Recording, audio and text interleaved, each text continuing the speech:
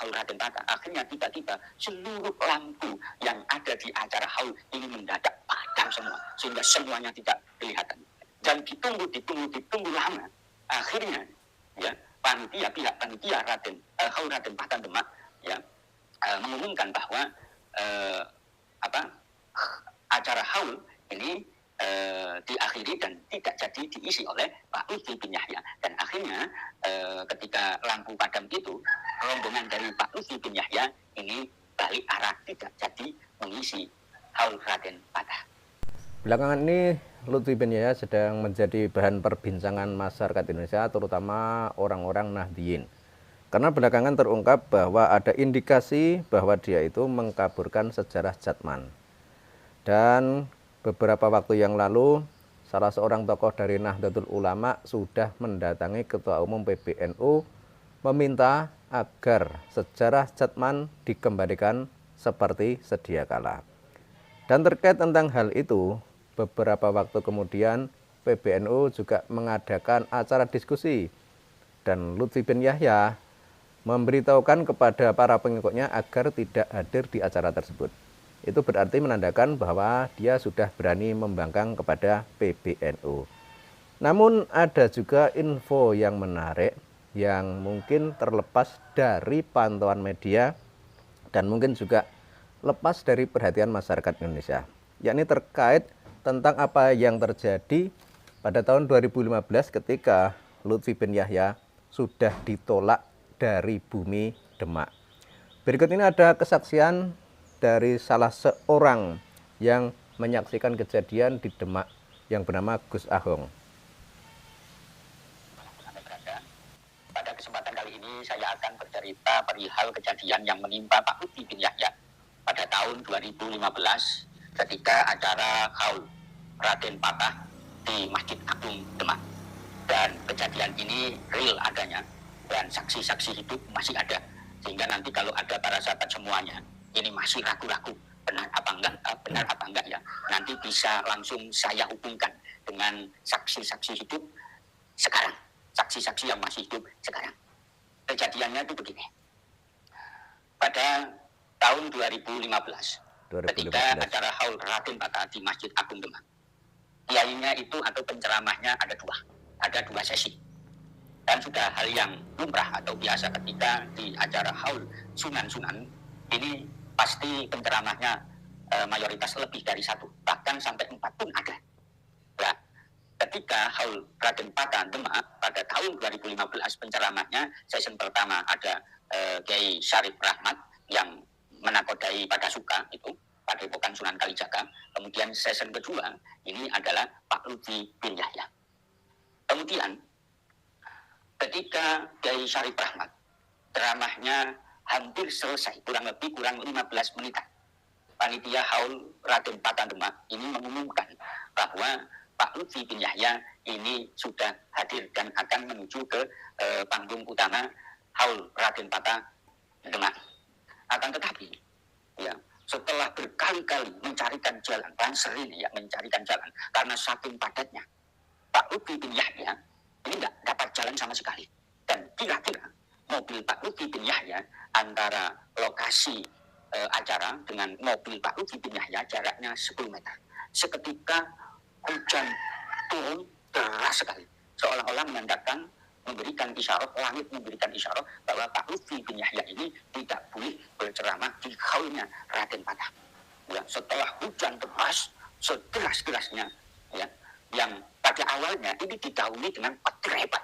Jadi petir ini menyambar hebat, tidak satu kali, tapi 2 kali. Ya, ini sebenarnya sebagai isyarat bahwa Pak Lutfi bin Yahya tidak boleh datang untuk mengisi ceramah di haul Raden Patah. Tidak percaya, masih ngeyel, cari-cari jalan. Ya akhirnya hujan deras. Tidak cukup berdek petir hujan deras, tapi masih ngeyel, ingin masuk, ingin ceramah di Raden Patah. Ya, haul Raden Patah. Akhirnya tiba-tiba seluruh lampu yang ada di acara haul ini mendadak padam semua, sehingga semuanya tidak kelihatan. Dan ditunggu lama. Akhirnya ya pihak panitia haul Raden Patah Demak ya mengumumkan bahwa acara haul ini diakhiri dan tidak jadi diisi oleh Pak Lutfi bin Yahya. Dan akhirnya ketika lampu padam itu, rombongan dari Pak Lutfi bin Yahya ini balik arah, tidak jadi mengisi haul Raden Patah. Ya, para sahabat semuanya dimanapun Anda berada, sebenarnya ya mulai dari isyarat pledek, ya keilahan, hujan deras, lampu padam, itu adalah sebagai isyarat bahwa memang Pak Lutfi bin Yahya itu tidak diridhoi. Allah tidak ridho untuk mengacak-ngacak sejarah Raden Patah. Kemudian Raden Patah pun juga tidak berkenan, tidak mau didatangi dengan orang yang nantinya ini akan membuat kegaduhan, orang yang akan memalsukan leluhur Wali Songo, orang yang nantinya akan memalsukan sejarah. Ya, itu saja yang bisa saya ceritakan, saya informasikan, dan ini informasinya valid. Bagi yang tidak percaya bisa hubungi saya dan langsung akan saya hubungkan ke saksi hidup yang masih ada. Jayalah negeriku, bangsaku Indonesia, Pancasila. Assalamualaikum warahmatullahi wabarakatuh. Itu ya penjelasan dari Gus Ahong tentang isyarat alam yang sudah menandakan atau memberitahu bahwa sebenarnya Lutfi bin Yahya sudah ditolak atau dilarang masuk ke Demak dalam acara haul Raden Patah. Karena kita semua tahu bahwa Raden Patah adalah salah satu dari Wali Songo. Sementara kita melihat tentang adanya pengkaburan sejarah leluhur Nusantara yang dilakukan oleh klan Ba'alwiyawan. Meskipun pihak Robito Alawiyah beberapa waktu yang lalu menyatakan bahwa pihak Robito Alawiyah tidak terlibat terhadap adanya pemalsuan makam-makam yang dinamakan dengan nama Habib dari Yaman. Tapi meskipun Robito Alawiyah cuci tangan dan seolah-olah tidak terlibat, tapi fakta di lapangan adanya makam-makam tersebut bernama Habib.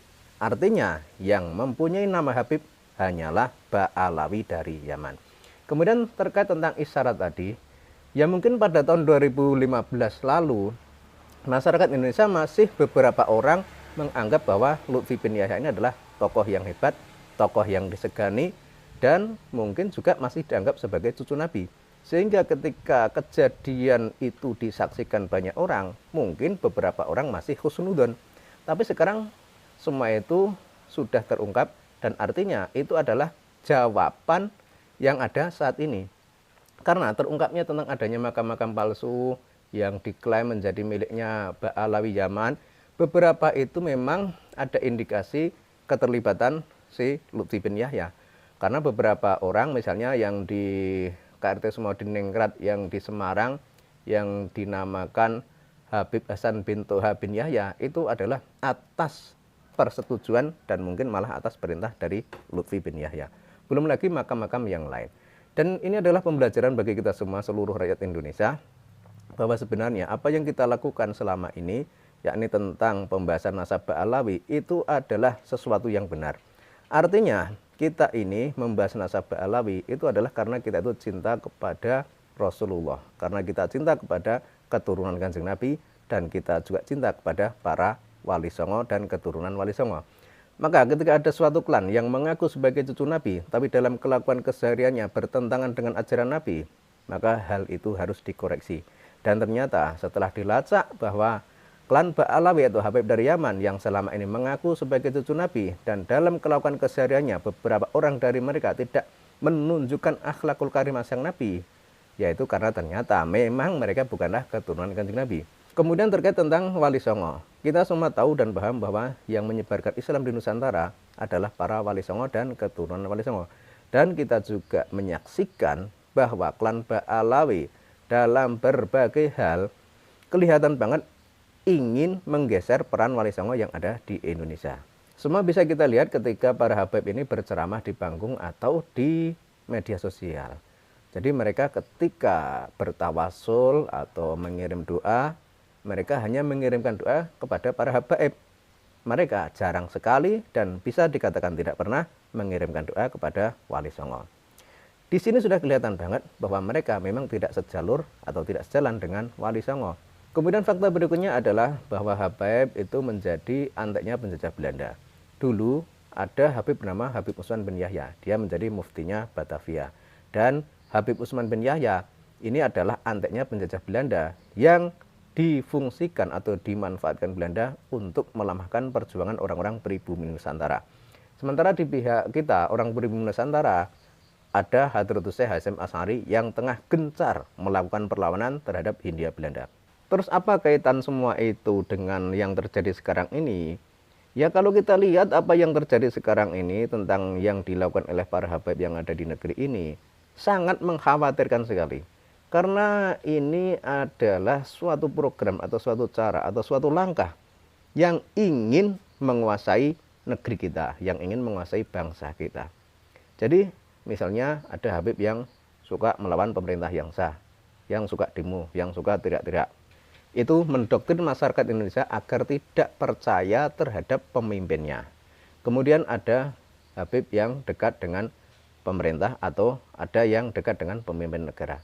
Itu tujuannya adalah agar apa yang dilakukan oleh mereka tetap diperbolehkan oleh negara. Kemudian adanya makam-makam yang dipalsu yang diklaim menjadi miliknya Ba'alawi Yaman. Misalnya makam Kartis Modiningrat. Itu adalah salah satu cara untuk mengaburkan sejarah leluhur Nusantara. Artinya nanti generasi kita atau generasi yang akan datang, anak cucu kita ketika lahir, taunya bahwa leluhur yang hebat yang berjasa di negeri ini adalah leluhur Ba'alawi. Buktinya makam-makam pejuang itu bernama Habib. Sehingga hal ini harus menjadi kewaspadaan bagi kita semua agar jangan sampai negara kita direbut oleh para Ba'alawi dari Yaman yang mengaku sebagai cucu Nabi, yang mengaku sebagai keturunan Nabi, tapi mereka tidak terbukti. Kemudian kita juga harus belajar apa yang terjadi di Palestina. Palestina itu dulu adalah sebuah negara yang makmur, negara yang besar. Kemudian Israel dengan pelan-pelan berhasil menguasai tanah Palestina dengan berbagai cara. Salah satunya adalah membuat makam-makam palsu di Palestina. Sehingga dikesankan bahwa Palestina adalah miliknya orang-orang Israel.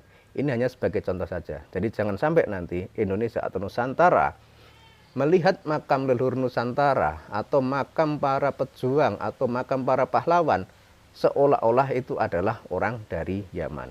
Nah, itu adalah salah satu trik atau salah satu cara untuk menguasai negeri ini dengan hal yang seperti itu. Dan intinya kita itu harus cinta tanah air, cinta bangsa kita, dan kita ingat-ingat jasa para pejuang kemerdekaan, jasa para kiai, para ulama, jasa para wali songo yang sudah menyebarkan Islam di negeri ini sehingga Islam bisa menyebar luas dan hampir 80% penduduk di Indonesia menganut agama Islam.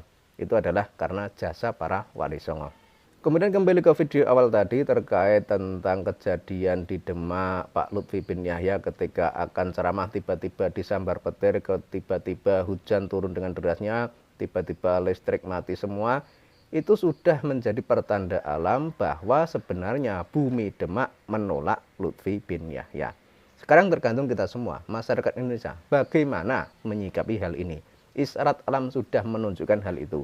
Sekarang tinggal kita bagaimana menyikapi dan melanjutkan perjuangan para leluhur Nusantara. Agar jangan sampai bangsa ini, negara ini dikoyak-koyak apalagi sampai direbut oleh imigran dari Yaman cuma dengan alasan sebagai cucu Nabi, tapi tujuannya hanya untuk menguasai bangsa ini.